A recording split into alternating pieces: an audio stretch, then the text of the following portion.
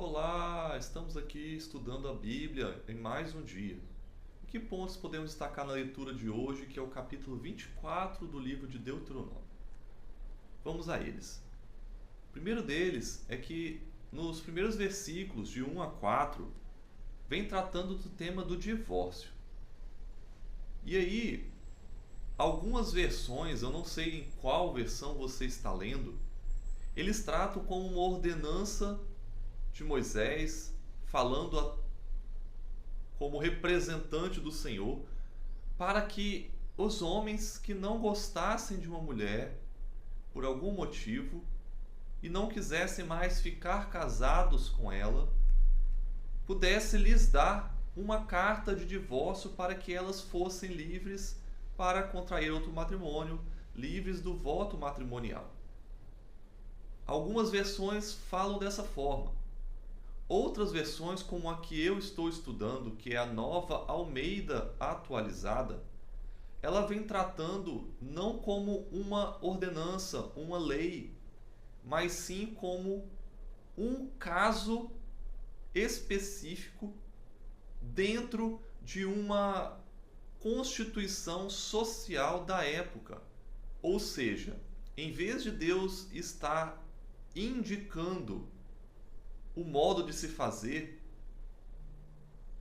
colocando o divórcio como algo factível e entrando talvez até em contradição com aquilo que Jesus vem dizer no Novo Testamento acerca do divórcio.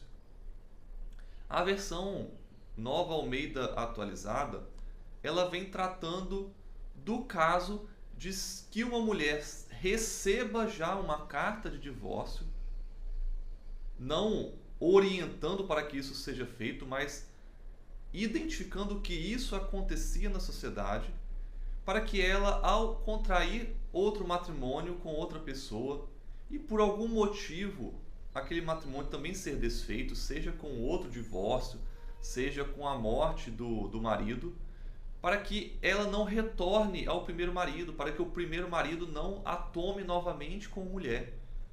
Isso está claro nos versos, no verso 4 desse capítulo. Mas a constituição dessa versão diz como se tudo aquilo que foi dito antes fosse um causativo. Ou seja, se uma mulher receber uma carta de divórcio e sair e contrair outro matrimônio, então, se depois ela receber outra carta de divórcio ou o marido morrer, o primeiro marido não poderá tomá-la novamente. Então é como se a legislação que Deus orientasse fosse apenas reconhecendo a questão do divórcio como atual e não agindo para mudá-la, mas permitindo. E isso vem realmente indo ao encontro do que Jesus falou no Novo Testamento, que o divórcio foi dado como permissão por causa da dureza do coração humano, e não como um desejo de Deus, algo que Deus desejava para a sociedade. E aí a gente pode tratar também como um exemplo a questão da escravidão.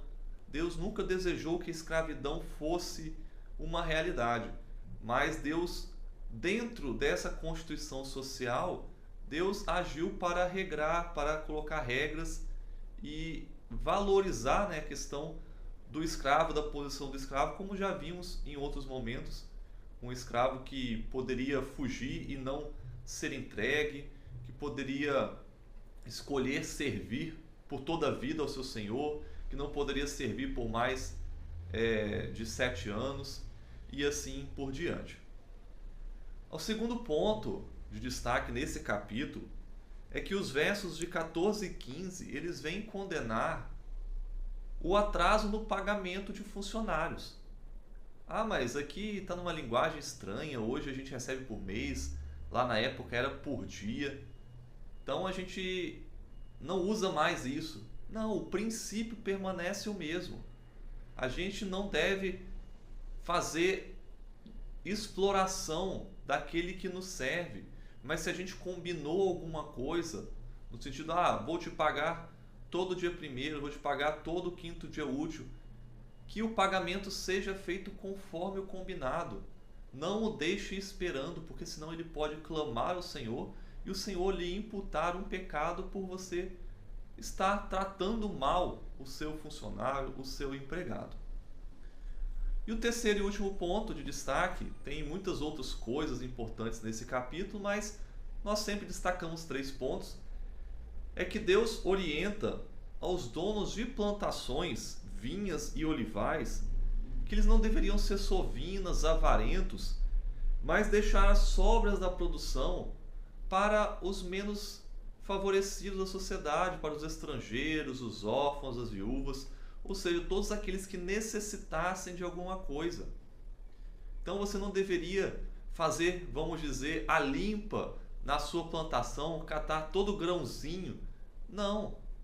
Faça a colheita normal, mas se cair alguma coisa, se você esquecer algum feixe, não volte para pegá-lo. Deixe esse feixe para os necessitados. É como se Deus estivesse falando assim: se eu fiz você esquecer, é porque eu tinha outra pessoa que eu precisava cuidar. Então, as pessoas, elas deveriam ter essa preocupação com os mais necessitados e não ser rigorosos demais na sua colheita, voltando e colhendo 2, 3, 4 vezes. É claro que isso era dito com relação a certas produções em que realmente praticamente madurava tudo de vez. Existem outras produções que as pessoas vão colhendo aos poucos, mas mesmo assim o princípio permanece o mesmo, que devemos ter cuidado com os menos favorecidos.